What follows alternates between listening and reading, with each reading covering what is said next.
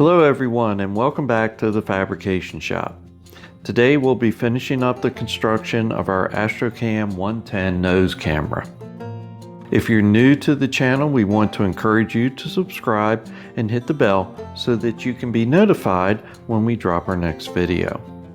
In our last episode, we had just finished gluing together the upper and lower body halves. We will continue on with the construction of the nose cone. With the body halves glued together, we next move to attach the shoulder adapter.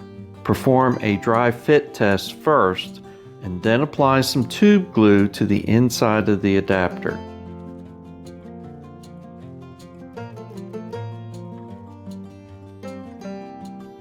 Smooth out the glue using a toothpick, and then secure the adapter to the upper and lower body halves.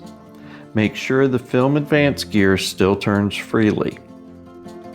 Next, we place the shutter into the shutter mount. The shutter should move freely in the mount. If it doesn't, trim away any excess plastic until you get a smooth sliding shutter. Now we want to cut the safety lock from the sprue. Clean away any flash so that you get a good fit.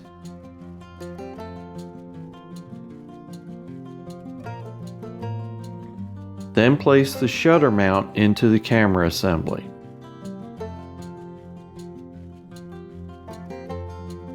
Make sure everything is working as expected. Once you're happy with the fit, apply liquid plastic model cement into the 4 holes as shown in the instructions. It's time to add the nose cone to the assembly. Again, we want to clean any flash and then test fit the nose cone. Here we'll use tube cement to attach it to the assembly. Make sure the nose cone is aligned properly on the assembly and set it aside to dry. Next, we're going to assemble the optic hood. As with our other parts, clear away any flash and then test fit the 2 parts together. Apply liquid cement to secure the 2 halves together. Carefully remove the mirror from the plastic bag. If needed, clean the mirror off to remove any fingerprints or other contaminants. Push the mirror in place, making sure you have the correct side facing forward. Do not glue the mirror.